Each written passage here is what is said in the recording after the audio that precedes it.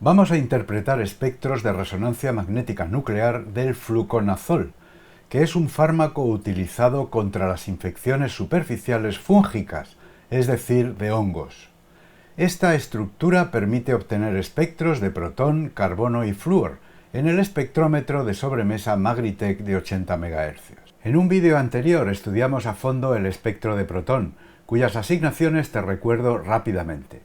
Se asignaron las señales más desapantalladas a 8,16 y 7,77 ppm a los dos protones heterotópicos de los dos triazoles enantiotópicos, aunque no supimos exactamente qué señal pertenecía a cuál de los dos protones. Las señales a 7,33 y 6,72 ppm pertenecen a los tres protones heterotópicos del anillo aromático, pero tampoco pudimos asignarlas a protones concretos. También averiguamos que la señal a 4,6 ppm en realidad eran dos dobletes, debidos a los protones de los grupos metileno que, aun siendo enantiotópicos entre sí, daban dos señales porque los protones de cada grupo CH2 resultaban diastereotópicos y no isócronos. Por último, la señal a 4,28 se asignó al grupo OH.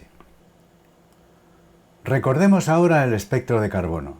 Los disolventes cloroformo deuterado y metanol deuterado aparecen respectivamente como un triplete a 77 ppm y como un septete a 49 ppm. Las señales más apantalladas a 56 y 75 ppm eran los carbonos alifáticos, siendo la más intensa la que corresponde a los dos grupos CH2 enantiotópicos e isócronos y la menos intensa al carbono cuaternario no protonado. Las señales a 145 y 151 ppm de la zona aromática del espectro no están desdobladas, lo que sugiere que están lejos de los átomos de flúor y corresponden a los cuatro carbonos de los triazoles enantiotópicos. Ni en protón ni en carbono hemos sido capaces de asignar concretamente las señales de los triazoles. Los dos dobles dobletes poco intensos, a muy alto desplazamiento químico, centrados a 164 y 160 partes por millón y que contienen constantes de acoplamiento enormes, del orden de los 250 Hz, corresponden a los carbonos directamente unidos a flúor, aunque tampoco podemos asignar las dos señales a carbonos concretos. Las señales que quedan las asignamos a los cuatro carbonos del anillo aromático restantes y su forma nos permitió hacerlo a carbonos concretos, en función de sus distancias a los átomos de flúor y el valor esperado de sus acoplamientos con este último. La señal poco intensa a 122 ppm, con un doble desdoblamiento de 4 y 13 Hz, se asignó al carbono no protonado, unido a la cadena alquílica.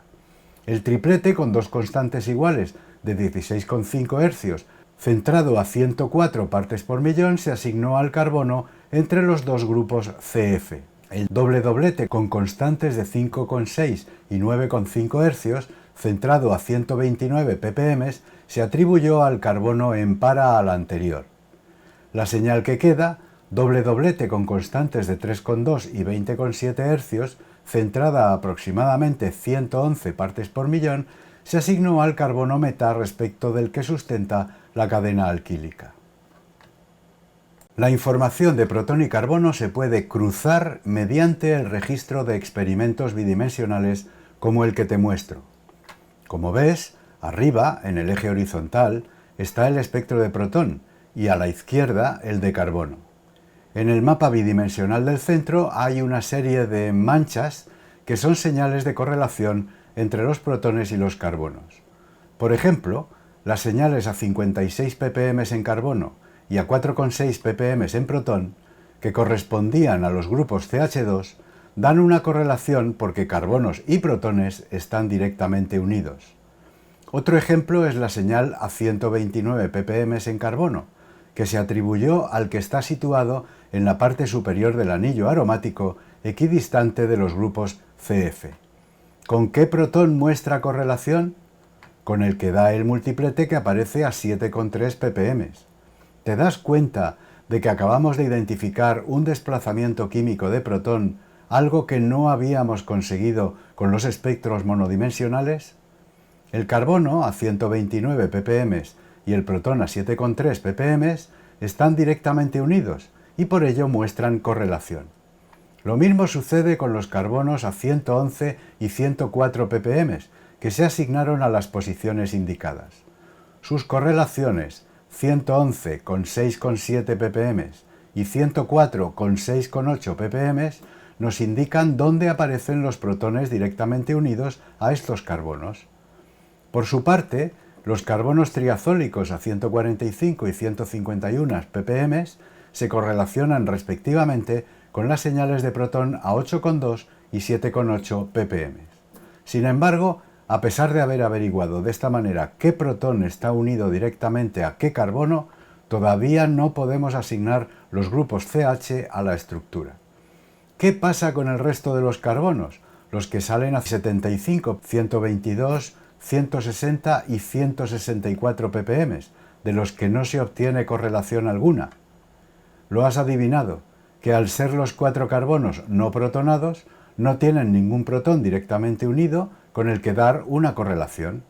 Así que en este experimento, denominado HSQC, los carbonos no protonados no aparecen en el mapa bidimensional. Las siglas HSQC, que se toman de Heteronuclear Single Quantum Correlation, no nos dicen mucho, pero hay que acostumbrarse a estos nombrecitos. Otra manera de nombrar este espectro bidimensional es HMQC, a partir de Heteronuclear Multiple Quantum Correlation. Por tanto, en el menú extensísimo de experimentos bidimensionales, un HSQC o HMQC es el que presenta correlaciones entre los carbonos y protones directamente unidos. Como has podido comprobar, su utilización ha sido fundamental para asignar los protones aromáticos a sus posiciones respectivas. Quiero que te fijes bien en otro detalle del mapa bidimensional. ¿Qué significa el diferente color de las señales de correlación? La roja pertenece a los grupos CH2, mientras que las 4 azules pertenecen todas a grupos CH. Lo que nos indica el ordenador con esto es que las señales en rojo están en antifase con las que están en azul. En un espectro bidimensional HSQC sensible a la fase, los carbonos con número par de protones salen en antifase respecto de los que tienen un número impar de ellos, como los grupos CH y CH3. ¿Recuerdas lo que era un espectro monodimensional de carbono denominado DEPT 135? Te lo muestro. En él aparecían solo los carbonos protonados y con fases diferentes los carbonos con número par e impar de protones. El espectro HSQC, sensible a la fase, es similar en ese sentido, pero nos da mucha más información porque las correlaciones nos permiten deducir a la vez el desplazamiento de los protones y carbonos directamente unidos. A pesar de ello, seguimos sin saber atribuir las parejas CH y CF a posiciones concretas de los triazoles y del anillo aromático respectivamente. Esas incertidumbres las podríamos resolver si dispusiéramos de un espectro bidimensional que nos presentara correlaciones entre protones y carbonos que no estuvieran directamente unidos, es decir, estuvieran a 2 o 3 enlaces. Por ejemplo, de las 2 parejas CH de un triazol, hay una cuyo carbono está a 3 enlaces de los protones del grupo CH2 y la otra a 4 enlaces. En el siguiente vídeo os presentaré el espectro bidimensional que permite obtener estas correlaciones a larga distancia y que, con ello, resolveremos el problema de forma completa. ¡Hasta pronto!